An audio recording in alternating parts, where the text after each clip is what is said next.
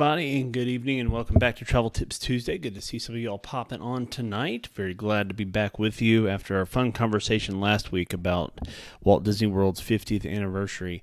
I'll actually be headed to Disneyland Park on this next Monday. I'll be there Monday and also a little bit on Tuesday as well before another event that I'm attending in Southern California that I'm very excited about as well. So going to be there with some friends hanging out for a little bit, and if you're around, I would love to see you and hang out as well. So let's see who all is popping on tonight. Hello, Jen. Good to see you on tonight. Got some other folks that are showing up as well. This particular show, by the way, and I'm going to say this before we jump into the quote-unquote recorded portion for our podcast audience, is going to be very live interactive dependent. So I would request that you would share this with your audience, on your social medias, if you will. The YouTube link, the Facebook link, either one, my personal or the official Travel Tips Tuesday page, which is basically there so people have a place on Facebook that they can go to find the different Travel Tips Tuesday episodes. The YouTube channel is there for some live content when we're able to work that out and get somewhat of a decent signal, and for the regular weekly Travel Tips Tuesday pages. So if you go to YouTube and search Travel Tips Tuesday, you'll find that there. So awesome, Jen. Thank you for being here. So we've got two of you that are talking tonight, Jen, and one unnamed person that is out there. So if you're here, please say hello. I would love to hear from you. If you're commenting on YouTube or Facebook, just please say hey, and we'd love to hear from you tonight. So there's a bunch of Disney news that we're going to get into. Our question of the day is, what is your Disney Parks confession? We're going to spend a good amount of time talking about that. Hello, Jess. Good to see you here tonight as well. So there is our question of the day right there. What is your Disney Parks confession? So if you have one, say it. Kind of those things that either you're ashamed of that you did, or that you're kind of ashamed of that you didn't do, or things that people thought you did, but you actually haven't done yet. I kind of got in trouble for one last week, which we will talk about here in just a little bit. Anyway, so let's get started, shall we? Tonight, this is Travel Tips Tuesday, and it is October the 12th, 2021. And our question of the day, as we just had it up there a moment ago in our pre-show, is, what is your Disney Parks confession? What is your Disney Parks confession? Now, I'll admit, tonight's show is largely driven by live interaction. So people that have commented on the question of the day post earlier on my personal feed, I will be sharing just your first names, but folks that are commenting live, I will pop your comments up there and they'll be able to see your first and last name, and we'll kind of talk back and forth and banter, because there's some pretty hot topics. Like you'd be surprised, or maybe you're not, if you're a Disney fan, how viral, or how what? Are you serious? Kind of interaction that you'll get for some of these things. And that definitely happened to me last week. We'll talk about that here in just a minute. So, again, tonight's show is going to be mostly built on our live responses and live interaction. Would love for you to share this on YouTube or Facebook, wherever you may be watching. Send a text link to a friend, what have you, and let them know to tune in. So would greatly appreciate that tonight. So let's talk about some Disney news before we get into our conversation together. Some Disney news. Basically got three things on here, and then got one little news bulletin for Travel Tips Tuesday I want to chat about here in just a minute. The first of which are the early booking windows for Disney news. Early booking windows for Star Wars Galactic Star Cruiser are open, and that is for Club 33 Golden Oak residents, annual pass holders, for Walt Disney World, DVC owners, and Disney Visa card holders as well. So if you qualify for one of those, there's a regular window that is open for right now for you. Would love to get you in on those, and if you have questions about that, how to get hooked up on that, let me know. So there are some kind of very, mechanical things, sort of, kind of button things that that Disney sort of has in place to sort of control the chaos, because it has been chaotic when we've called in to try and get people set up, and long hold times and things like that. So I would love to be the person, or maybe another travel agent, a Travelmation travel agent specifically, would love to be the person to kind of help you out with that and get you set up on the Star Wars Galactic Star Cruiser in one of the sailings, if you will, that's going to be coming up starting in March. So please send me a message on that. Drop that in the comments. We'll love to chat with you about the Star Wars Galactic Star Cruiser. Secondly, we found out just a couple of days ago that Disney Genie and Genie Plus and Lightning Lane will be going live on October the 19th. That is approximately 1 week from today. So unfortunately, 1 week from today, I will not be doing a live show because I'll be in Disneyland out in California. But I will have a recorded rebroadcast of one of the former Disneyland nighttime spectaculars. If you're a fan of Wishes, definitely check it out. Want to pop this up there for you. So we're going to have a re-showing of Remember Dreams Come True nighttime fireworks at Disneyland Park. This was shot about 3 years ago, almost to the day, and this was not planned, just happened to be coincidental, almost to the day 3 years ago of when I saw this back then. And again, if you loved Wishes at Magic Kingdom in Walt Disney World, you will love this show, at least just the soundtrack. I'm not saying anything about the video quality, but the soundtrack, just the overall environment, the audience interaction is so good, and it's just so fun to be a part of that. So part of my sort of 50th nod to Walt Disney World, this is the closest thing I've got to having Wishes on tape or recorded, if you will. So thought I'd drop that in there for the interwebs for y'all to enjoy that next week while I'm on location.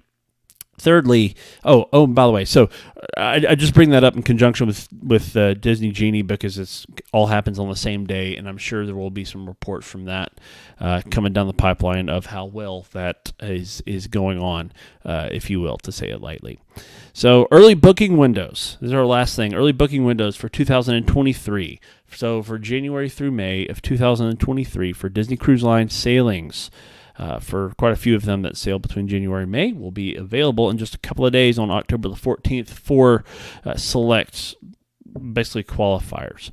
So your kind of top tier Castaway Club members for Disney Cruise Line and your Golden Oak residents will be available to book first, and then as you move down the sort of date range that's out there, others that are other varying tiers for Castaway Club, Disney Cruise Line's Castaway Club will be able to book those 2023 cruises in the first part of the year early, and then of course DVC owners are in there part of that as well. So if you would like to know more information about those dates, when you can qualify, information about those sailings, please let me know, and we'd love to chat with you about that. So a lot of great things coming down the pipeline. Great to hear that Disney Cruise Line is going to be having those early booking windows. That's pretty confident. It's a good sign, I think, of where the cruise industry is headed. So it'll be a lot of fun. Also, some Travel Tips Tuesday news, as I just mentioned. The Remember Dreams Come True Nighttime Spectacular, it's still up there on the screen, will be reshown next week on the 19th at 8:30 p.m. Central Time. Would love for you to tune in for that. It's going to be a lot of fun, and I hope that you all enjoy seeing that. So, Disney Confessions. This is one of those things that, well, could be viral, could be a hot topic if you let it be that way. We all have those things that we wish we could have done at a Disney destination, or things that most people think we've done. Like if you read the show description, right? Some of us are those people that wear our Mickey ears to the grocery store or to Walmart, or try to use our Magic Band for checkout when we first get back from a trip. There are those things sort of being in the Disney bubble that we love, and there's things that people kind of cast on us as expectations. Oh, they've probably done this, so let's ask them, So Disney Confessions are things that we love. There are things that we've done, things that we maybe have not done, that we might be a little ashamed of, and there are things that we've done maybe that we are ashamed of. So we'll see where this goes tonight. This is going to be fun, I think, having a little bit of live interaction with you all. So what is your Disney Parks confession? Let us know. That is our question today. This is what this show is built on tonight. What is your Disney Parks confession? So let's go to the comments straight up and see if we have any comments. Oh man, right here. Here's a good one to start off. Jess says, I don't like turkey legs. Jess, I imagine you've smelled your fair share of turkey legs along the way, and I'll kind of have to agree with you on that. Like I love the smell, I love the taste of like probably the first 5 or 6 bites, but they're so greasy. And I'll be honest, like on a hot Disney day, which is 11 and a half months out of the year, on a hot Disney day, a hot greasy turkey leg is probably the last thing you want to be carrying around. Like we've talked about some of the things at Epcot World Showcase where, during the middle of summer, it's kind of weird. They have the Food and Wine Festival going on. You're not going to go by Canada and get a piece of filet and some cheddar soup and like eat that on a hot day as you're walking around World Showcase. Some people do. It's great. It's good food. Like nothing wrong with it. But I'm just saying, like there's certain things you want on a hot day, and it's not a greasy turkey leg, if we're honest about that. So anyway, that's that. Jen says the teacups make me sick. Make me sick. Spinning too fast. The sign, yeah, spinning too fast. So yeah, I love the teacups. I will go on there because my kids are like, go faster. I'm trying to spin us as fast as possible. Honestly, I spin us as fast as we can, like for them, but for me, yeah, I need like a good 5-10 minutes to like collect myself because my equilibrium's a little bit off when I get off. Lauren says my least favorite park is Animal Kingdom. This is a tough choice, and I know Lauren's a big Disney fan. I know her through Travelmation. She's an awesome person, and like if we were to pick a least favorite park, I'm not going to say what mine is because that's like a completely different discussion for a different day. But yeah, I hear you. I'll give that to you. That's fine. Jess says regarding the turkey legs, I worked with them so much I lost my like for them. Yeah, I can understand that. Jen also says I like the grocery store Mickey bars better than the ones in the park. Ooh, I have a problem with that. The ones in the grocery stores are smaller, and like I feel like you get more per volume.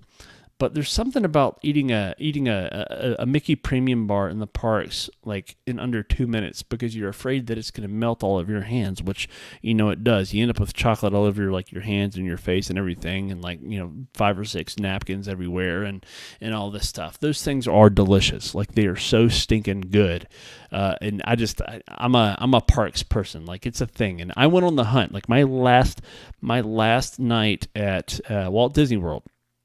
Was at Epcot seeing Harmonious on October the 2nd. So 10 days ago. And we were all like lined up, had our spots for Harmonious like an hour and a half before. Food and Wine Festival is going on. We're parked right there in front of Canada at World Showcase with some friends kind of hanging out. And I'm like, I want a Mickey ice cream bar. That's like the only thing I want. And you would think at Epcot during the International Food and Wine Festival, Mickey ice cream bars, probably not the first thing on your mind, but they were pretty hard to find. Like I ended up getting something else from one of the quick service food stops around World Showcase. I could not find a Mickey Premium bar.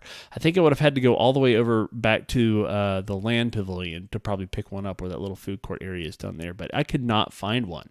I even asked cast members, and they're like, well, I'm not really sure. You could probably find one down there. So I'm like, no, look there or whatever. So it was difficult. Like it was challenging to find a Mickey Premium bar during the Epcot International Food and Wine Festival. So honestly, that's on me. Shouldn't have waited that long. It's all good. Jess says, I still haven't watched Harmonious yet. If you can wait for Harmonious, watch it live in person. For the first time, Jess. I mean, it is so good. I know cast members are blocked out during October, but don't watch the recording. It does not do it justice. The colors are so vibrant. And I think even the live show that went out, I want to say was in B mode. So the Stargate thing was not working, but a lot of the other effects were. And there are perimeter fireworks, and I really enjoyed Harmonious. I thought it was a great show. I liked it more than Enchantment, to be honest with you. I thought Enchantment was a little dry. There was no real substance to it. There was no cohesive story. There was no emotional pull to it, aside from like basically 3 instances in there, one of which was Tinkerbell when she flew from the castle, because that's always going to draw you in, right? But it was not happily ever after. It was not Wishes. It was a very different show. It was very driven by a lot of the more modern, more recent firework nighttime spectaculars. They had a lot of great fireworks, so there were more fireworks than we had in Happily Ever After, which was good. The quality of the graphics and the projections on the castle and on Main Street was pretty top notch, but it's not super high on my list personally of nighttime spectaculars. I would go and see it again with my kids for sure, and I might want to go back and see it again like later on, because there's like, again, you've heard me say this about the 50th anniversary at Walt Disney World being there for those few days. There's a gajillion people, or whatever fake number that I used. There's people like pouring out your ears everywhere. We were camping out in our spots for hours before the show was rolling on, and it was anyway. I would say it was not worth me camping out for as long. It was worth me hanging out with some friends and being able to see some fun people that I don't get to see a whole lot. But yeah. Anyway, loved Harmonious more so than Enchantment for myself. The colors of Harmonious are incredible. The soundtrack is pretty decent. The pyro is great. Is captivating. Got to see the Stargate thing work. It was pretty phenomenal. I really, really, really, really, really enjoyed it. It was so good. So good. Oh, you're not okay. So Jess says they're not blocked out for Epcot. So Jess, get over there. Get over there and take a look. Yeah, Jen, I feel you on this. So Jen says Harmonious was hard to watch when a tall man stands right in front of you the whole time, and when the fireworks ash lands on. Yeah, I would imagine that a little bit, that it would be difficult to to watch when that happens. It's kind of like those people on Main Street in Magic Kingdom.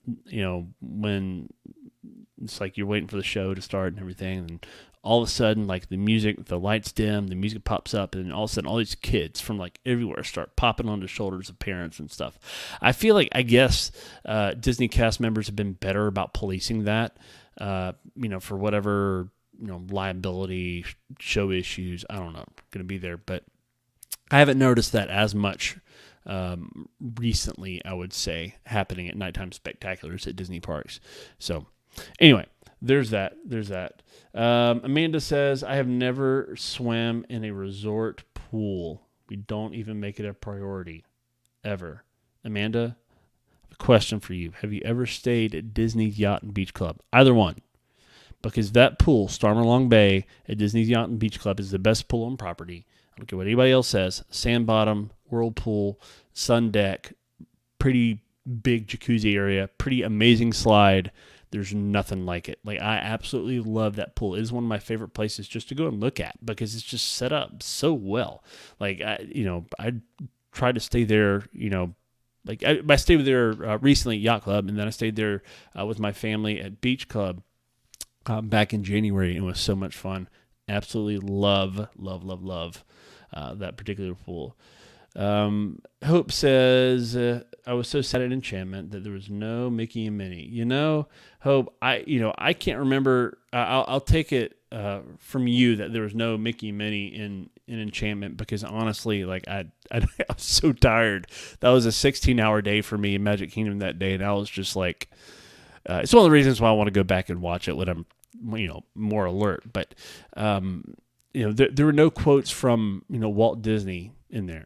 Like there was the show that I'm re-showing for next week when I'll be in Disneyland, the nighttime spectacular there, the Remembering Dreams Come True show. There is a short sound bite from Walt Disney right up front in that sort of draws you in, right? I mean, that's Disneyland. That's like his park. Some people view Walt Disney World, even though it's got Walt Disney's name on it.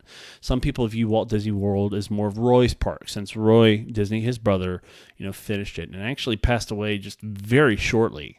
I think weeks, weeks after it opened. So. Lots of great comments here. Cool stuff. Amanda says, staying at the Poly in November, and we have a late brunch reservation. Maybe Maybe we'll make it to the pool. Yeah, I would. The Poly is another great pool on property. It's probably one of my top three. I would say Stormalong Bay is one, and then Poly and the Animal Kingdom Lodge pools are pretty great. So I hope that works out well for y'all. Cool stuff. Yeah.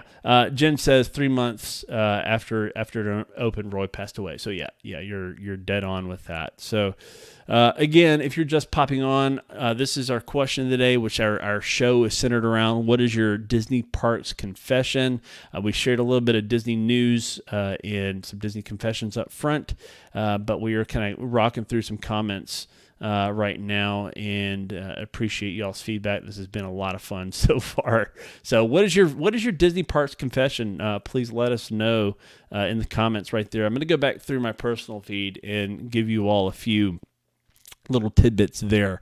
Adam says, and again, if you drop this in the personal feed earlier, I'm only going to use first names, but if it is in the live feed, I'll be throwing those up there so people will be able to see your first and last name. Adam says, I only spend 2 to 4 weeks. Excuse me, not weeks. Adam says, I only spend 2 to 4 hours in a park at a time before I'm ready for a break.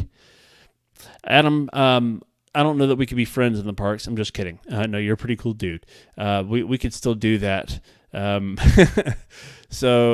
yeah, no, I get that. Like some people, you can only spend so much time because there's a lot going on, especially if you've got young kids, or you're just there. Like it's a chill trip, and you're not like when I'm in the parks and by myself. I'm like, let's go, right? Like I want to be there.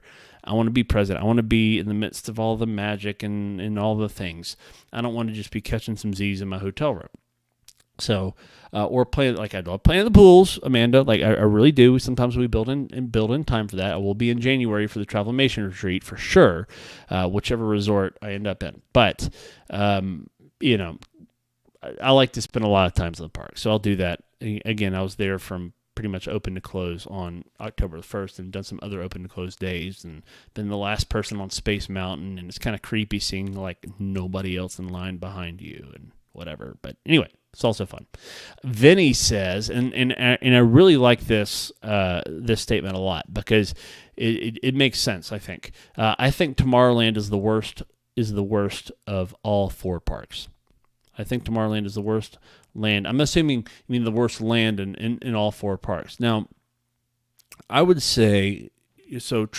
Keep Tron out of the equation because it's not done yet, right? So Tron aside. But if Tron was open and Walt Disney World did something with the former Stitch's Great Escape, Alien Encounter building, whatever's going on in there now, they're probably storing, 50th anniversary merch or something in there. I don't know. Or using it as a giant cast member break room or something. But whatever's going on with that, if they would turn that into something else, right, that draws us into that era of tomorrow, of the future. Like, I think it would be really cool, honestly, one of the lesser-known, more modern Disney movies with a great message, Meet the Robinsons. I'm just saying, throw a Meet the Robinsons attraction in there. It would fit in with Tomorrowland, right? Talking about keep moving forward. That's a Walt Disney idea. I think putting something in there, I don't know what it would be, but I think it would be kind of cool, whatever it is. But again, open it up, do something different with Tomorrowland. Ian's talking about making some modifications to the People Mover. That could be fun. Katrina says, I love the food in Japan and France at Epcot so much, but I always look to Germany because of the atmosphere. Yeah, Germany does have a fun atmosphere to it. It's more of a sort of laid back, not like real kitschy, atmosphere. It was more like laid back and chill. The smells are great. The people are great. Everybody's in a good mood. You go to Japan and France, and it almost feels like a little more formal, right? But now, honestly, with the opening of Remy's in France, it's got a lot more to offer. Seeing like when we were there, I was in line for Remy for Remy's Ratatouille Adventure for a couple of hours, and that's because the ride went down twice. Sort of sucked out a huge part of our day. It was hot, not a lot of air circulation. Bring your water if you go back there, though there is a quick service counter back there where you can get free cups of ice water. Sometimes you just have to ask if they're not readily available on the counter. So there's that for you. But just bring your patients back there for a little while. It is a fun land, though. It is a fun land. Japan and France are a lot of fun. The Japan Pavilion has one of my favorite stores to go in because it just seems kind of go on, like you go in the front or maybe the back entrance or side entrance. You go in and it like just seems to sort of go back and back and back and back, and all these different things from Japanese culture are in there. It's a lot of fun to see those things. A lot of fun. Katie Lynn says, I love starting early just to take a good Disney nap. Yeah, I know what you mean. So we joked around about Carousel of Progress, great 20-minute nap. Some people said Hall of Presidents. There's a bunch of other good napping spots like the People Mover. Fun fact, next time you're on People Mover, if you want to go again, don't get up. Just ask the cast member if you can stay on. If the lines aren't that long, they'll probably let you stay on. But if you stand up and you get out, they won't let you get back on. So there's that. That happened to us. So anyway, do a couple of rounds, 3 rounds on the People Mover. Audrey says, I cry every time at the fireworks, every time, even if I saw the same exact show the night before. Yeah, some of the shows are pretty awesome. Like they do a good job at evoking emotion and sort of drawing you into the message. Illuminations, Reflections of Earth is by far has been one of my favorite shows for a long, long time. Even going back to the Millennium Celebration, I have the Illuminations, Reflections of Earth CD sound. Yes, a CD. Remember those things were like round and shiny, and people used to dangle them from their mirrors and make like Christmas ornaments out of them and stuff. Yeah, I actually have that in my CD player in my car, which I still do have a CD player. Yay for my 2012 Chevy that I drive, with 140-something thousand miles on it, rocking it out. But I do love that soundtrack. It is so good. It's so well written, and it's a great piece of music. But I love the message that a lot of the nighttime spectaculars bring out.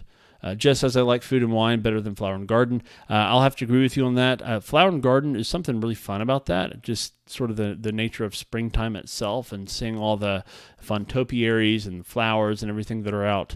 But if you're a foodie, which Jess, I know you like to cook, I can completely see why food and wine would work well for you. So let's pop back over to the comments section real quick, because it's pretty alive right that. So I've kind of been going down the list here.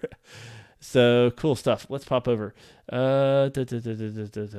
Jen says, the Hall of Presidents moved me to tears. So Jen, you're not the only person I've talked to that has said that. Like, I know people that, I think it was maybe my friend David Dollar, that some of you all may know, claps at every president that has, existed within his lifespan will clap for him. There are people that genuinely get, energized by that show. I haven't seen it in a while, but that the overall message of it is pretty great. Like, I think there's something about American history that's wonderful. The American Adventure over at Epcot is also another good one.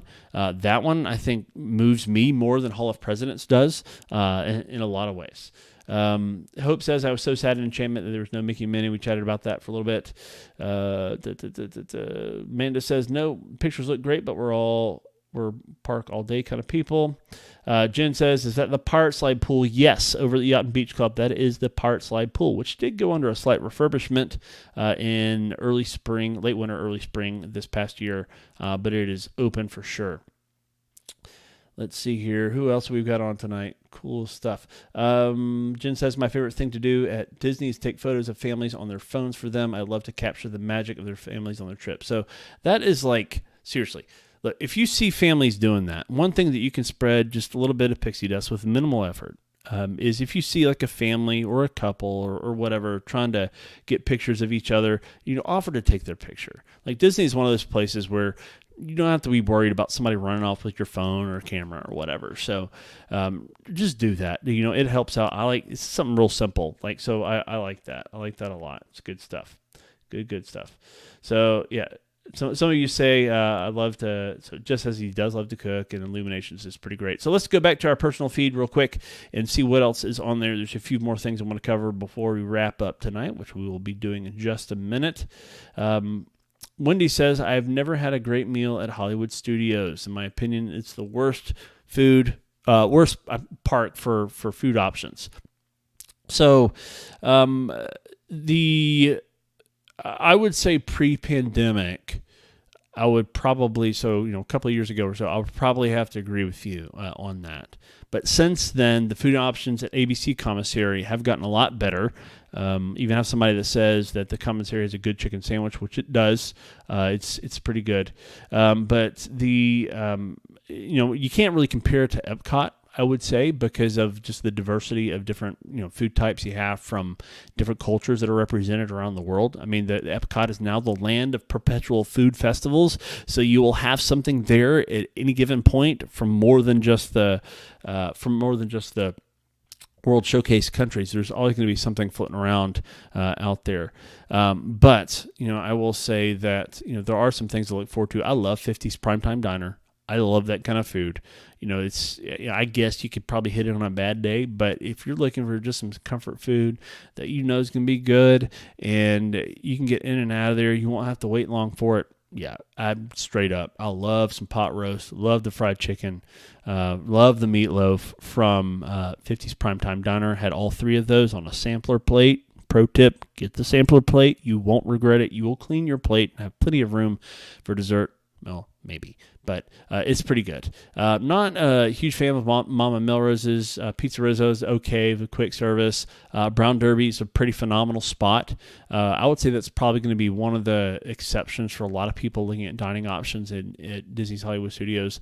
Though, of course, any restaurant experience can be hit or miss depending on the mood the wait staff are in, if the cooks are new or up to snuff, or if things are just having an off day. So I try to give places at least a couple of chances because you never know what's going on.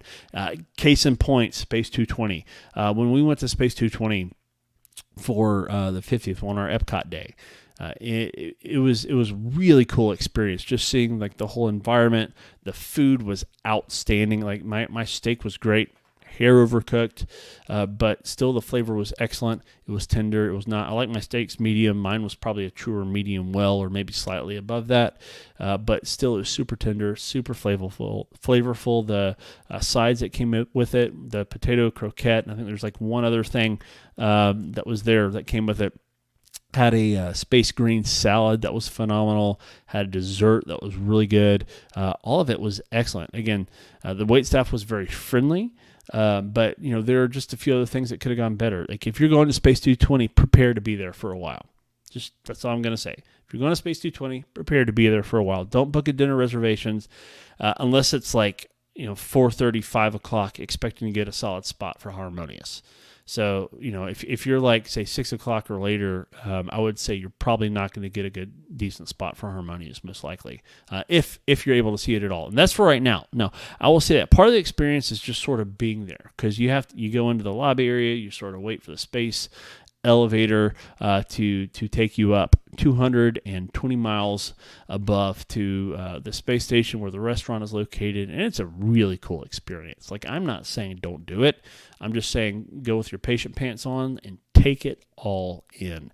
It is an excellent experience. Would 100% recommend it for a great anniversary trip. Everybody should definitely put it on their bucket list. But for me personally, it's honestly, it's somewhat cost prohibitive for where I am in life right now. And I just kind of wanted to experience it for my clients and folks. They're going to ask me questions about it, so I can talk about it as we move in. We'll move into the future. So, a few comments on the plastic cheese. Now, I'm gonna offer a couple more closing confessions, and we'll get back to one more viewer comment.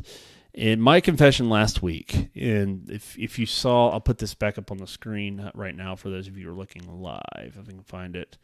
Actually, no, I did not put it on there, but we will. We're going to add this up here. So I actually had, and the background from last week's show was still on there, but I'm going to put the new one up here now so you can see that as it's loading. Anyway, last week I said something slightly controversial, and that is, if you could see that, if you saw that when I put that up there, that's sort of the thumbnail image, it has a Mickey pretzel with the cheese, the plastic cheese right there. Now, up until last week, I had never had a Mickey pretzel with plastic cheese, or a couple of weeks ago, as it were. And that's like one of the quintessential Disney park snacks. Like, I don't know why I had never had one. It wasn't a ooh gross. It wasn't an ooh gross thing. I've never tried it. I think I had tried the plastic cheese during a Run Disney event because it's part of the kind of little kit of post-race food, if you want to use that term, that they give you to sort of refuel, because it's got a lot of salt in it, and one of the first things you need when you've finished a long race or a lot of electrolytes, and you'll get a lot of that from that plastic cheese, that's for sure. Otherwise, it's probably not that good. It's not really that good for you, let's be honest. But there are people that drink the plastic cheese. There are people that throw up at the mere thought of it. There's no real middle ground. I just didn't really care for it that much, if I'm being honest with you. The pretzels themselves were great, especially when they're fresh and they're hot. The cold Mickey pretzels, not super great, but you get them fresh and hot. They're pretty tasty. They're pretty tasty. I'll have to try one of the other versions of the Mickey pretzels. I know they've got different types along the way. Had some churros that same night, so that kind of saved it. So gotta get, like, if you go for the plastic cheese with the pretzel, get a churro to go along with it, because you're gonna want something sweet like immediately, or at least have like a Coke or something along the way. So anyway, so that's that. My other Disney confession is this, and that is I have never been to Ohana. I've never been to Ohana, and that is one of the things that, like, I tell people, they're like, "You serious, man? You got to come with me next time we go," or whatever it is. So I've never tried the noodles. I've never been there for meat on a stick. Never saw Lilo and Stitch where they were there. I've walked past Ohana a number of times. Walked past Kona Cafe a number of times. Never had the famous Tonga toast or any of that. I just know that it's very well known for its service, the quality food, being in close proximity to Magic Kingdom, and always having a great, great, great experience. I've never talked to somebody that has just absolutely flat out hated their experience at Ohana. So everybody has their different reviews and different experiences. I get that. But that's just one of those things that's like really close to the top of my Disney bucket list. So that's kind of where I am on that. All right, so let's go back very quickly to our comments of the evening, our Disney confessions. So I've never had Disney popcorns. This is a different Jen. We've got two Jens that are on the show tonight, Jen Wilhorn and Joan Welderman. Hope I said that right. So one of the other Jen says, I've never had Disney popcorn. That's like just as bad as the Mickey pretzels, I feel like. Now, I get when you're in a theme park, like Disney, for instance, that's known for having a lot of great things to eat. Popcorn may not be on the top of your list, but you walk like right underneath the train station, right where the famous plaque, here you entered, whatever it is. I can't remember the exact wording of it. I took a picture of it, but the famous plaque that's right there, and you walk through, and like the first thing that hits your senses, like you see the Main Street confectionery right there in front of you, but over to the left there's this little red cart that says popcorn on it, and those smells are just like hitting you in the face. You leave the park, what's the last thing you pass on the way out? The popcorn cart. Like, the lines always, there's always people there. Always people there. Sometimes they keep them like moving through. One of the crazes of Disney fandom are popcorn buckets. I will say, for me, that is one thing that I don't really care about. I'm not a popcorn bucket guy because, like, I got 4 kids. I don't have any space to store said popcorn buckets, let alone most of the stuff we've got. We're looking to get rid of things right now, right? We had to do this to be in this new little office space where we are right now. But if you're a popcorn bucket person, more power to you. Imagine they make a fun souvenir. They're fun. Some of them are pretty detailed. They have the ones in the iridescent colors for the 50th that will be available for some time. So don't buy them on eBay. Just wait. You can get yourself some of them. And they also have the Millennium Falcon popcorn buckets as well. So it looks just like a Millennium Falcon sort of satchel man purse thing, but it's a popcorn bucket. So they're pretty fun. I get it. It's sort of a thing that comes out and people get excited over them. But anyway, that's just me. Popcorn buckets, yeah or nay? Let me know in the comments. Here's another comment. The Disney Oop, nope, not that one. Here we go. The Disney popcorn reminded me of the movie theater popcorn. Yeah, it kind of does. Jess says, Ohana is great. I've eaten there by myself for one of my birthdays, and the waiter was shocked I ate as much as I did. Yeah, that's definitely a place you want to go with an empty stomach for sure. Absolutely. Going back to talk about Space 220, Hope says slower in space. Yeah, I'll have to agree with you that. So it's all about the theming. So they were definitely on theme with that, I suppose. Jen says, I'm more excited to get my Falcon bucket than the Star Wars one at Hollywood Studios. So cool stuff. All right, back to one of our last comments of the night, and this is from one of our regular viewers. That is, and I haven't read this yet, so this will be new for me also. Charles says, my confession is a story. Before apps that allowed our smartphones to do the work, there was My Pal. I remember My Pal Mickey. You remember My Pal Mickey? It was, you bought it and it was supposed to like interact with like different things. My Pal Mickey, we stayed for a fireworks show at Epcot one night, about 10:15 or so. And we, probably 25,000 other people started piling out of there. I had griped about the corny jokes and the giggling that My Pal Mickey had done all through the parks. Just as we were hustling towards the Disney bus stop to leave, he giggled again. He said, if you're trying to get out of the park the fastest, take a left right now and enjoy the shortcut through the Rose Garden. We did so and passed about 5,000 people headed the same place that we were. We got a good spot in line, and I said, give me that thing. His wife said, what are you going to do to him? And I said, I'm going to hug him right now. That's pretty fun. So My Pal Mickey is definitely a throwback. Definitely a throwback for sure. And it's one of those things that did not last terribly long. But I'm glad to hear y'all had a good experience with it along the way. And one more popcorn comment for tonight. Closing us out, Jess says, I like the maple popcorn in Canada over the regular one. I agree with you. It's pretty good. But I honestly like the caramel popcorn from Germany a little bit better than the maple popcorn from Canada, if I had to say. So, have I had theme park popcorn? Yes, I have, but not the regular buttery stuff, unfortunately. Maybe one day. Maybe one day we will. So this has been a lot of fun, y'all. I've really enjoyed this. This is, Travel Tips Tuesday is all the more better with all of you interacting with it on a weekly basis. Thank you for your comments. Thank you for interacting and being a part of this audience and being there. And, Jess, of course, for what you do as a cast member. I say it not to be cliche, but I'm 100% serious. Thank you to just you and all other cast members that make the magic each and every day at Disney destinations around the world. It's so fun to be able to visit some of them and be a part of that as a guest, and also as a former cast member as well, having that perspective along the way. Lastly, as a reminder, so next week we will not be live. We might be doing some lives and some stories and some pictures from the couple of days we'll be in the Disneyland parks in California. But make sure to tune in next Tuesday night for the re-showing that I shot. This is not a Disney, thing that I stole off YouTube or something somewhere, but this is the re-showing of Remember Dreams Come True, the Nighttime Spectacular.